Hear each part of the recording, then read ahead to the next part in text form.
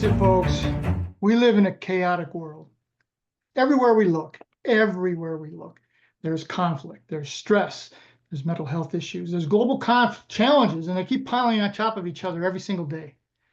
It's no wonder so many people feel drained, we feel uncertain and disconnected as we try to live a full and positive life. Yeah. But there's hope. There's hope. What if? What if? Having a full and content life wasn't something we had to chase, but was something we can uncover like a hidden treasure. Now, very rarely a book comes out at the right time, by the right author, for the right reasons. This is one of those times.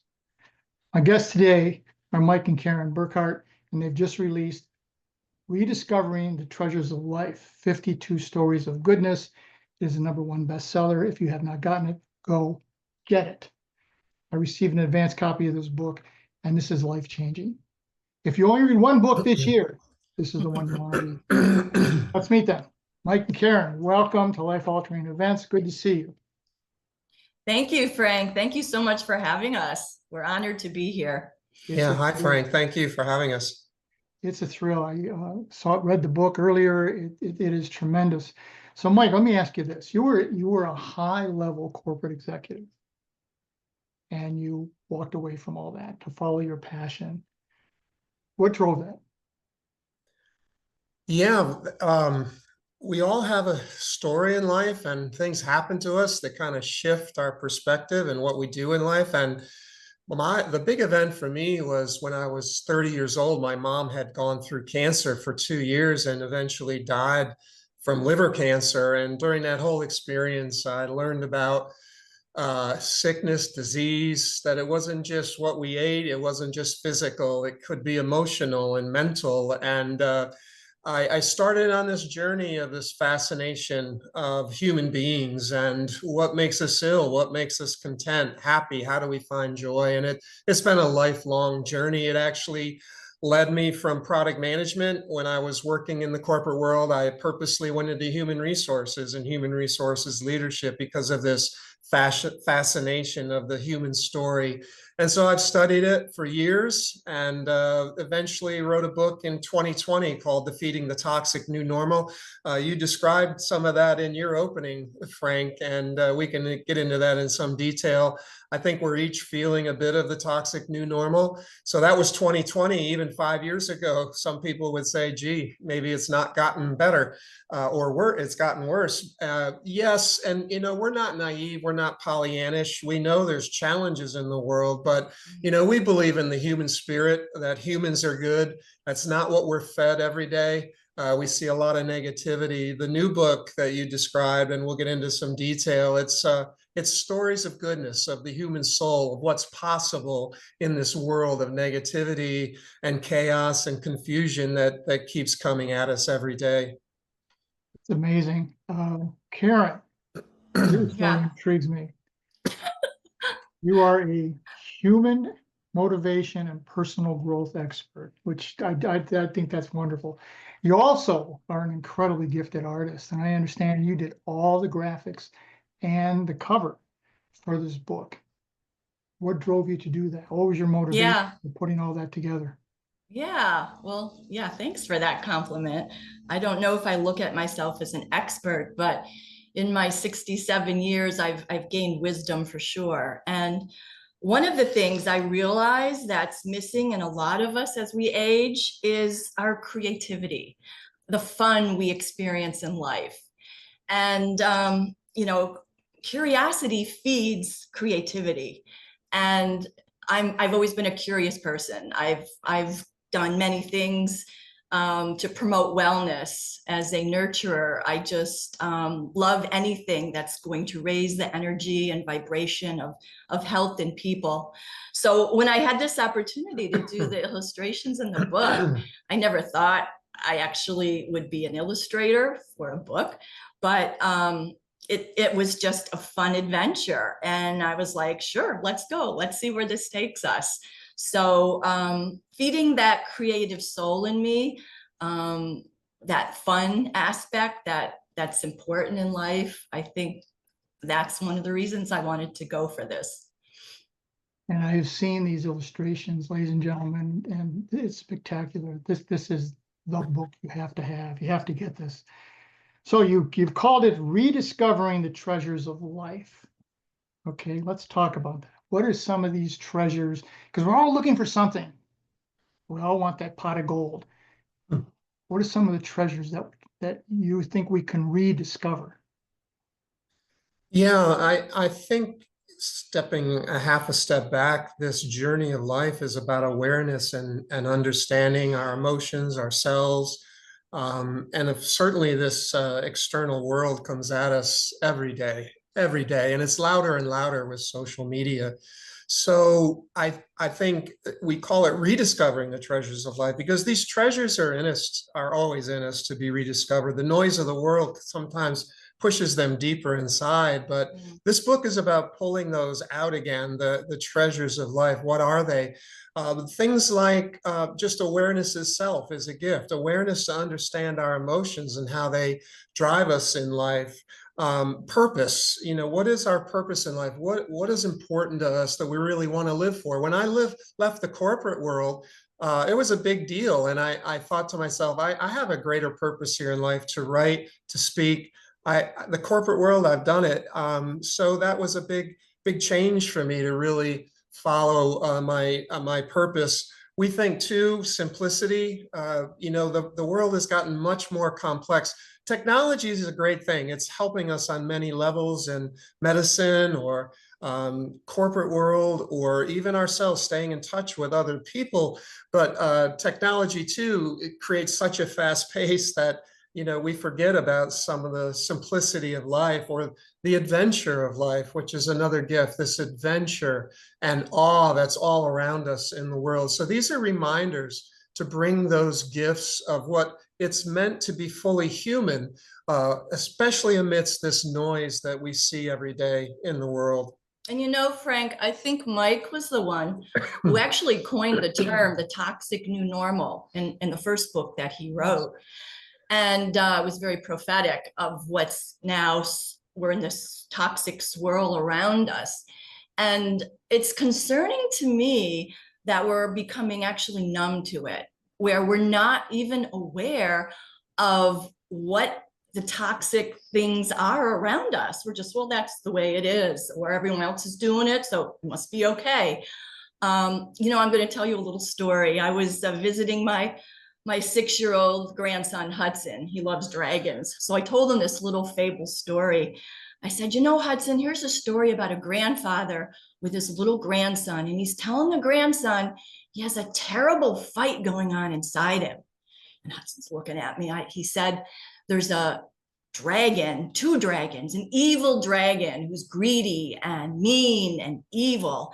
And then there's a good dragon who's kind and generous and honest. And these 2 dragons are continuing to fight back and forth. It's happening in me, in you, and in everybody. And the little grandson looks at his grandfather and says, well, who's going to win the fight? And the grandfather smiles and said, the one we feed. And I was like, whoa. When I heard that again, that gave me shivers. And even little Hudson, he goes, well, Mimi, how do I feed my good dragon? And I was like, oh, Hudson, that's a great question. We all need to really look at how are we going to feed that good dragon? And are we even aware that we're feeding the toxic dragon? Like, there are things even today, I'm like, whoa, that was a bad thought. I was just feeding my toxic dragon. So bringing that awareness, it's not like we have answers or it's anything new. It's just shining a light on the awareness and on the goodness, because when you shine a light on the goodness, that's what becomes of us and the world. So that's our mission. A great story. Yeah, thanks. I saw you write something about pause, and Yeah. pause being a critical factor in not accepting the toxic normal.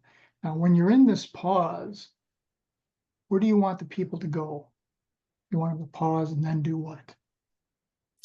I think I mentioned awareness. That is the pause, the awareness, because we all become ingrained with emotions from our experiences, and they become very deep. They become physical, they become in our muscles. And so we have quick reactions to things that trigger these emotions. And so, and by the way, it's a lifelong event. It's not something you change.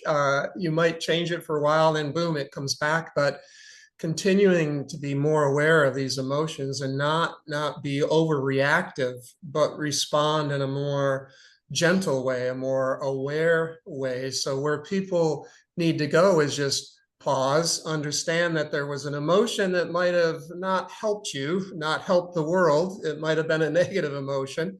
And to pause and think about that, and in your mind question, where does this emotion come from? How can I manage it? It'll keep coming back, but maybe we can recognize it more and more along the way and live a more content life. Not always perfect. We're not looking for perfect. We're looking for better in life. And that awareness and managing emotions is the road to that. Yeah. I think having those filters, those moral compass, that filter, before you speak, before you have an action, let's put it through the filter and see, is this gonna promote unity, or is it going to propagate diversity? It wouldn't. The other same thing I found in this book is 52 stories of goodness, 52 weeks in a year, 52 stories. How do you perceive people going forward? Is this something that a weekly thing, or read the whole book and then go back and respond? Because what I see is this is going to be a must-have on everybody's bookshelf or a nightstand. And you read the book, and I understand you have questions at the end of every chapter. Tell us a little bit about that. Yes. I didn't start out thinking of it this way, but stories are so important. We hear maybe in public speaking, always tell stories. It keeps people's attention versus talking to them about just facts and figures. And stories are just fascinating. And I never thought of the book that way when I started it, but I did write 52 stories. But later on, even a month ago, I heard that, stories are so important to people, and it gets people's attention because we all share stories, the story of our lives. We're all authoring our own lives, and the stories I write about reflect the experiences we all go through. And I think if we understand more that we're each living a story, there's a little more understanding of how life is meant to unfold. And then at the end of each of these 52 stories are questions for reflection. Like, for example, there's a story about the road to somewhere, and it's about choice, and it's about overcoming a fear. And, so the question might be, what's holding you back? When you come to a crossroads, what comes to your mind? And are you going on the road to somewhere? And so it's those types of reflective questions. And then I think what'll happen is you read the 52 stories. You can certainly read one a week, or read the whole book in a day or two. But I think there's going to be a story or two or three or more that are going to capture, each person will be inspired by one story. It'll hit them in the heart more than another. And certainly those are meant for the ones to come back to and understand what really hit you. Why are you reflecting on this more than any other story? And so I think it'll unfold in different ways, but essentially that some of these stories will really hit people in the heart. Agreed. The Yeah. other thing that I found, excuse me, Karen, the other thing that I thought was intriguing, and I'll get back, was you have music also associated with this. So there's a reflective thought, and then there's a song that's going to put them bring back to some place in their positive mindset, some positive experience. Was that an intentional thing to pick this music? And it's such a wide range of music. Yeah. I think part of life and part of what I'm learning is that every day you get to learn, and I'm still learning. And when you open your mind that you can learn every day, I think there's just more available to people versus we often become set in our ways. I know I've been that way, and I still can be that way. But when I'm learning, I just feel such an energy and more creativity. And in this particular case, no, I didn't start out thinking that I'd tie music to each chapter, but it evolved that way. And then I started thinking of a song that related to each chapter. I forget exactly which chapter this is, but Listen to the Music by the Doobie Brothers is one song. And I find myself now listening to lyrics much closer because they say in the beginning, can't you feel it growing day by day? People looking for the new. Some are happy, some are sad. And I'm like, wow, this song written in the 70s is so applicable to today. So it started to unfold these songs and lyrics tied to the story. I'm like, wow, look at how that came together because I opened my mind to learning and looking for new things. And it was a very positive experience for me.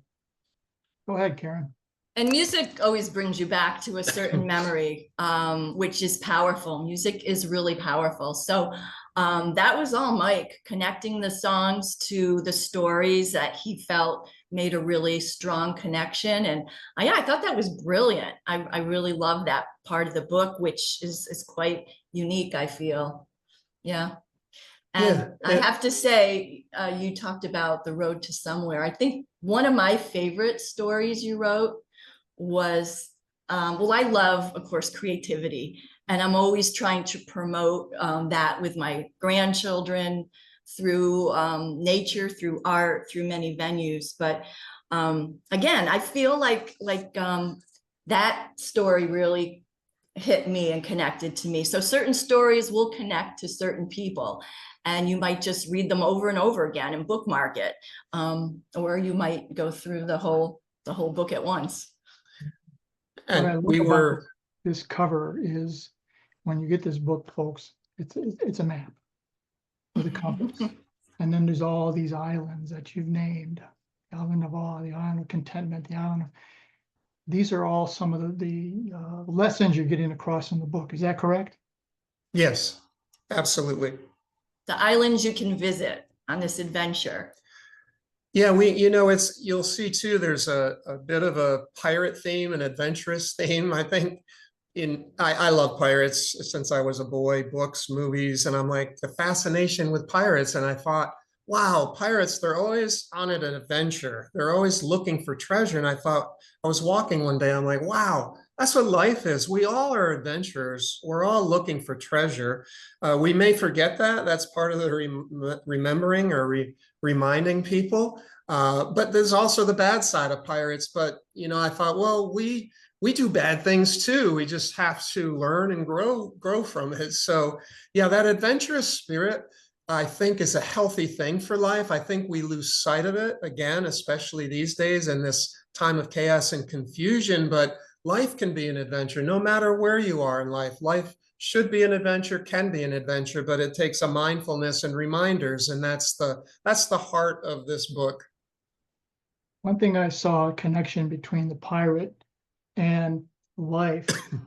Yes, pirates are always adventurous and they're always looking for the next thing, but they always have to have a map. They have to have a map.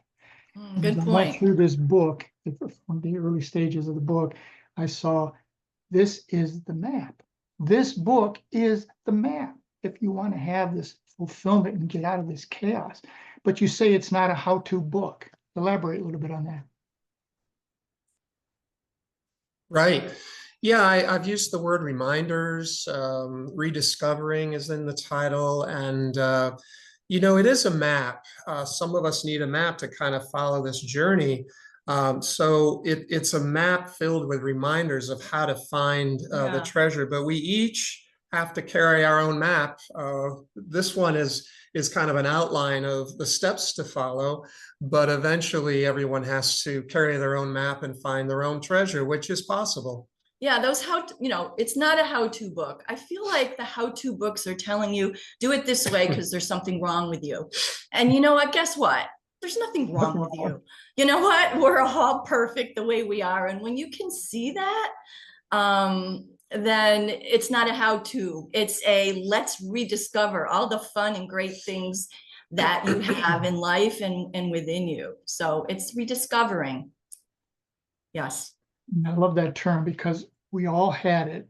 I just think I read earlier in the book. We all had these things. We all had this joy. We all had this passion. We all had this sense of excitement. And then it went away. Yeah. Yeah. Yeah. Yeah, it can get drowned out.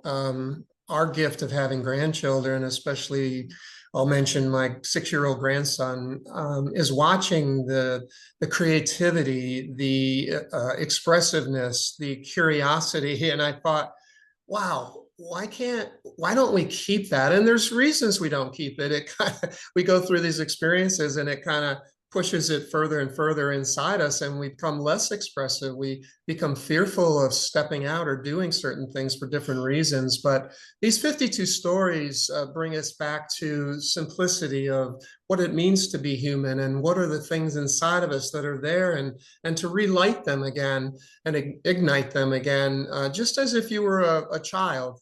Yeah. Let's I love put the more point you lights made. in this darkness of toxicity around us. And I love the point that you made, Karen, of we're all perfect the way we are, but somewhere along in life, be it in school, be it a teacher, be it a family member, be it a stupid comment somebody made, we start to internalize this. Mm, I'm not good enough, and I can't absolutely. share that part of me. Mm, And that's a myth, and you're opening that up. Yeah. yeah. Yeah. The other part of that, Frank, is we become so internal, we forget that everybody else goes through the same experiences. There's kind of like misery loves company. I mean, that may not be the right sentence, but we all go through these challenges, and I think we forget that too. We're all human. We have these ups and downs and emotions we have to manage, but when we internalize so much, we lose sight that we're all on the same journey. And when you can kind of be more external and see that, and kind of look at others and see others versus so internal, it's also a healthy part of the journey, and that's part of the stories too in the book. What I saw and felt was when we get to a point in our life when we get that it is what it is model, that mindset. Okay, no matter what I do, this is the way it is, and I just got to go with it.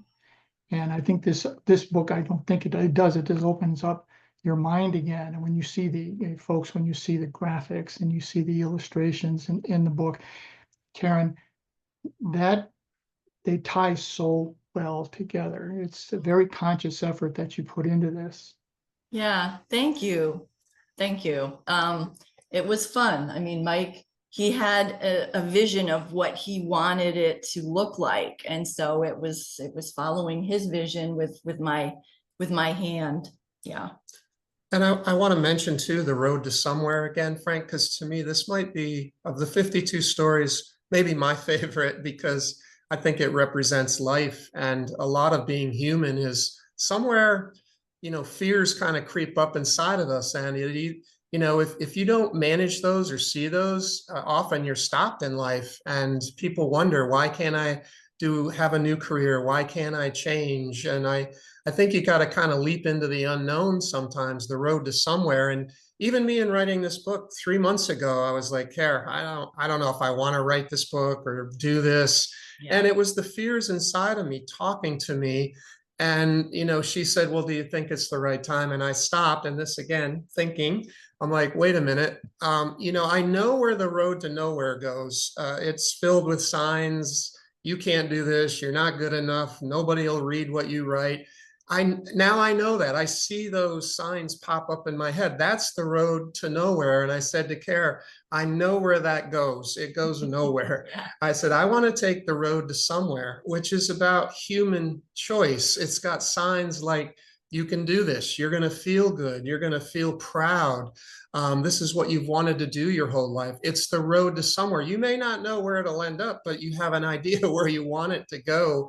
And choice in life, overcoming fears. I have my own fears. I still do. This was one of them, writing this book. But it helped me step forward when I thought, the road to somewhere is just a more engaging road than the road to nowhere. And just that distinction is not something you come across every day, but that's one of the stories to reinforce that the power of human is in choosing in our lives and overcoming our fears. And that's one example. I still got fears, but I'm working on them. And we've had wonderful mentors in our past. I'm so grateful to so many mentors I've had, and I've learned so much from them.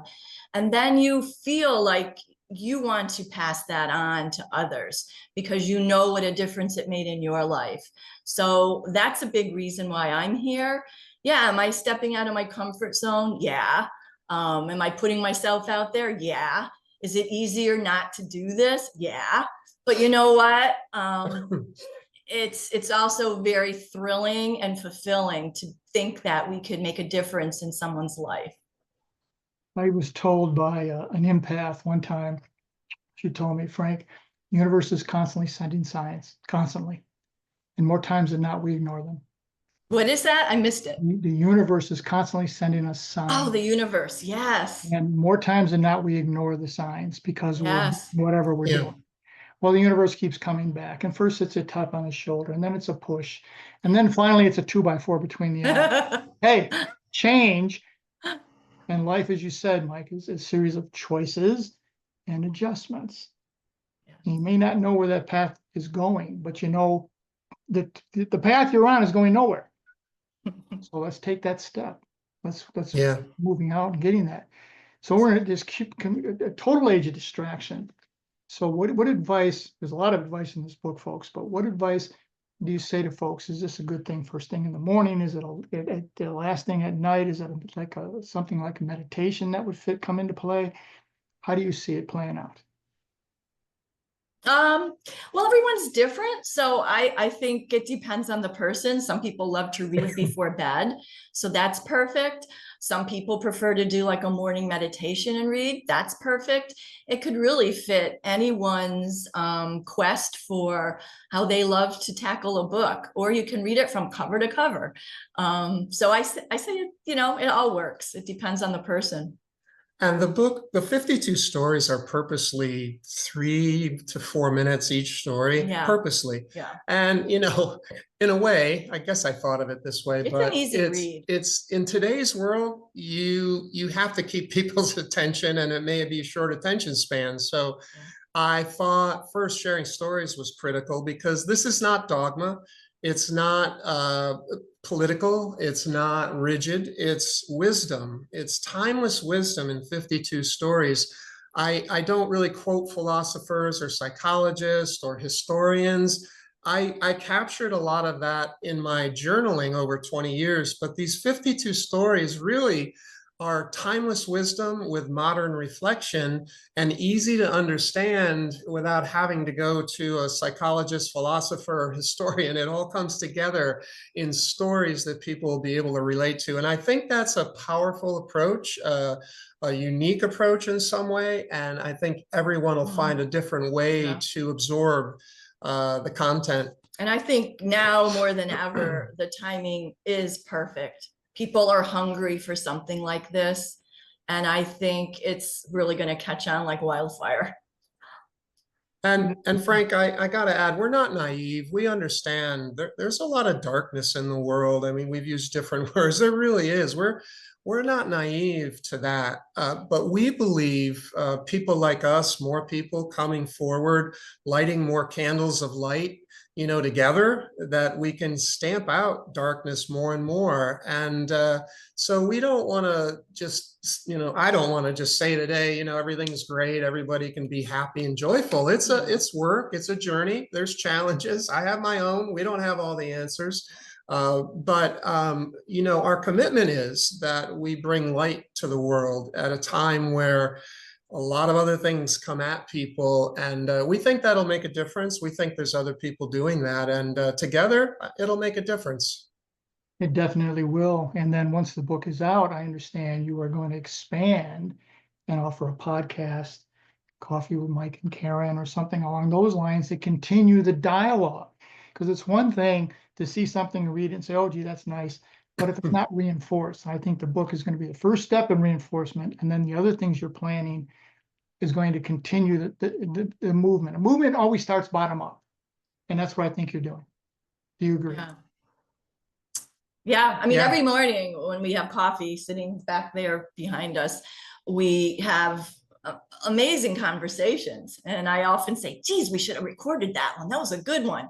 And it's just a back and forth, and we don't always agree. And, but it's just, conversations are where we need to go. We need to talk to each other. Everyone needs to be heard and understood in this world. Exactly. Well, this has been tremendous conversation. We're just about out of time here. Ladies and gentlemen, go get this book. It is a life-altering event. This is going to change your outlook. If you're depressed, if you're sad, if you're frustrated, you have to get this, because this will open your eyes and say, yeah, I used to be like that. I used to feel it. And here's a reflective question. And here's a song, and you're going to remember the song, and it's going to put you in that right mindset. So, Mike, Karen, any last words you want to leave with the audience around the world here? Well, I just want to thank you, Frank. Thank you so much for your guidance as we go through this journey ourselves. You have been so instrumental in helping us, and just tons of thanks and hugs to you. Thank you. Yeah, I'll leave it there with Karen's wonderful words. All right. Well, this has been Life Altering Events. Mike and Karen Burkhard, go get this book. It's on Amazon. Go get it now. Yeah. Thank you. Yay. Thank you, Frank. Thank you.